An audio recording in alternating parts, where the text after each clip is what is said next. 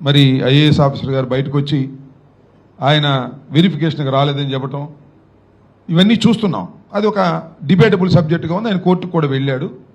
అది ఒక అంశం. అక్కడ చాలా క్లియర్గా తప్పు జరిగిందనేది ఎస్టాబ్లిష్ అవుతా ఉంది.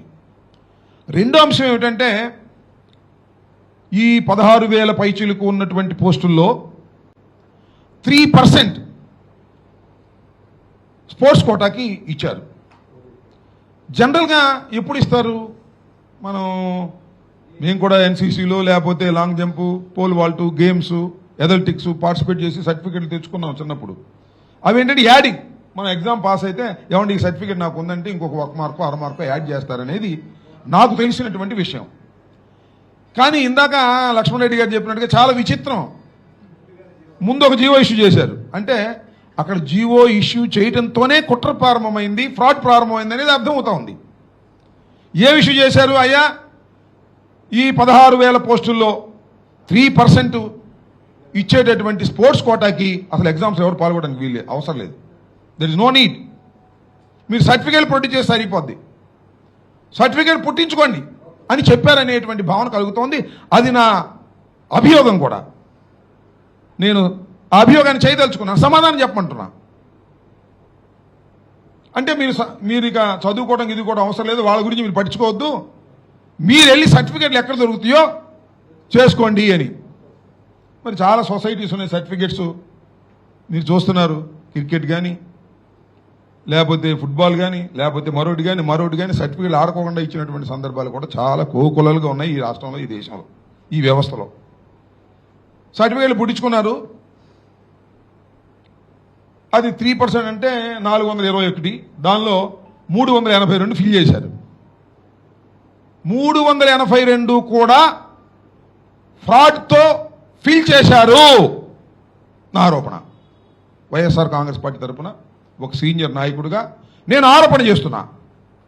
అంతేకాదు, దీనిలో డబ్బులు మారాయి, చేతులు మారాయి, డబ్బులు తీసుకున్నారు అని ఆరోపణ చేస్తున్నా. ఇది అవాస్తవం అయితే ఇందాక లక్ష్మణ్ రెడ్డి గారు చెప్పినట్టుగా ఒక వైట్ పేపర్ రిలీజ్ చేయండి. ఈ 382 మందికి కూడా అంబటి రాంబాబు, లక్ష్మణరావు, లేకపోతే వలి గారు, లేకపోతే ముత్యం గారు, లేకపోతే సుబ్రహ్మణ్యం గారు, లేకపోతే కృష్ణాంజలి గారు, లేకపోతే పటేల్ గారు, వీళ్ళకి ఇచ్చాం, వీళ్ళ అర్హత ఇది, వీళ్ళ సర్టిఫికెట్ ఇది పొట్టి చేయమనండి. బండారం బయటపడిపోతుందిగా. మేం చెప్పాల్సిన అవసరంలా. ఉద్యోగం రానోళ్ళే చెప్తారు. ఇప్పుడు చేస్తున్నారు ఉద్యోగం రానోళ్లే. అన్యాయం అయిపోయినా అని అనుకున్న వాళ్ళే వస్తున్నారు. అప్పుడే ఫ్రాడ్ బయటపడతా ఉంది. నాకన్నా తక్కువ మార్కులు వచ్చిన వాడికి, నాకన్నా మెరిట్ లేని వాడికి పోస్ట్ వచ్చింది, నాకు పోస్ట్ రాలేదు అనేది స్పష్టమవుతుంది కదా. ఇక్కడ ఎందుకు ఇలా చేస్తున్నారు? ఇది కేవలం రాజకీయ ఆరోపణేనా? అంబటి రాంబాబు గారు, వైఎస్ఆర్ కాంగ్రెస్ పార్టీ కడుపు పంటతో చేస్తుందా? దీనిలో వాస్తవం ఉందా లేదా? ఆలోచించేమని అడుగుతా ఉన్నారు రాష్ట్ర ప్రజానీకాన్ని. యావత్ ప్రపంచంలో, యావత్ భారతదేశంలో ఉన్న ప్రజలు కూడా ఆలోచించాలని మనం చేస్తున్న ఈ సందర్భంగా. అదేమంటే మీరు ఫ్రాడ్ అన్నారా, డబ్బులు తీసుకున్నామన్నారా, లేదా సర్టిఫికెట్లు పుట్టించామన్నారా, ఇట్లాంటి పిచ్చి పిచ్చి మాటలు మాట్లాడితే కేసులు పెట్టి లోపలేస్తామంటారు. ఏం చేయాలి? ఏం చేయాలి? నేను వలి లేదా ఇంకా కడమలుగా ధైర్యంగా ఎదుర్కొనే వాళ్ళు ఉండొచ్చు. పాప సుబ్రహ్మణ్యం గారు లాంటి వాళ్ళు లోపలేస్తే ఏం కావాలి? ఇప్పుడు మీటికి వచ్చాడు, నేను ప్లేటర్ని పెట్టుకోవాలిగా, ప్లేటర్ పెట్టుకుని డబ్బులు కావాలిగా. మాకైతే అవసరంలా, మాకు లీగల్ సెల్ వ్యవహారం ఉంది, డబ్బులు పెట్టుకోవాలిగా. జైల్లో ఉండగలుగుతారా చెప్పండి?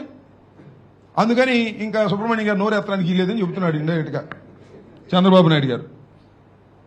అలాగే కృష్ణాంజలి గారు కూడా నోరెత్తడానికి వీలేదని చెబుతున్నాడు.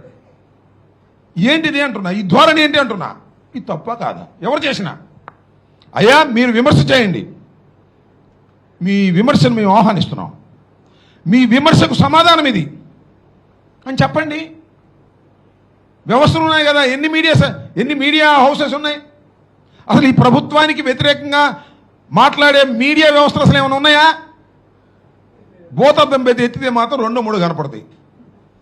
వదలగొట్టవచ్చు కదా. దానిలో ఈ స్పోర్ట్స్ కోటాలో ఏ ఒక్కటి కూడా అన్యాయంగా జరగలేదు, డబ్బులు తీసుకోలేదు, పారదర్శకంగా జరిగింది.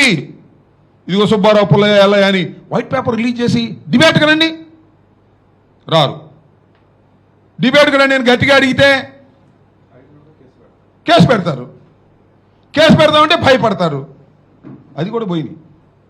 భయపడే వ్యవహారాలు కూడా పోతున్నాయి. కాకపోతే సింగిల్గా ఉన్న వాళ్ళకి ఇబ్బంది. వాళ్ళకి లీగల్ ఎయిడ్ రాదు, రోపలు పెడితే భోజనం తీసుకొచ్చేవాడు ఉండడు, పెళ్ళాం బిడ్డలు ఇబ్బంది పడతారు. మా బోర్డు కంటే ఉంటాం. చూశారు కదా, ఇందాక పటేల్ గారు చెప్పారు. సరే, అది నా స్వవిషయం, ఇక్కడ ప్రస్తావన చేయాలని అనుకోవడం లేదు నేను. ఎంత అన్యాయం చెప్పండి. నన్ను కొట్టి, నా ఇంటి మీద కొట్టి 18 రోజులు నన్ను జైల్లో పెట్టి, మీడియా అంతా చూశారు కదా, మీడియా అంతా చూశారు. 7 గంటల 20 నిమిషాల సేపు మీడియా మొత్తం లైవ్ చూపించింది. అన్ని మీడియాలు కాకపోయినా కొన్ని మీడియాలు కాసేపు ఇది ఒక్క నర్స్ చేశారండి. మీ దుంపదగా. మరిన్ని అప్డేట్స్ కోసం ఛానల్ ను సబ్స్క్రైబ్ చేయండి. నోటిఫికేషన్స్ కోసం బెల్ ఐకాన్ పై క్లిక్ చేయండి.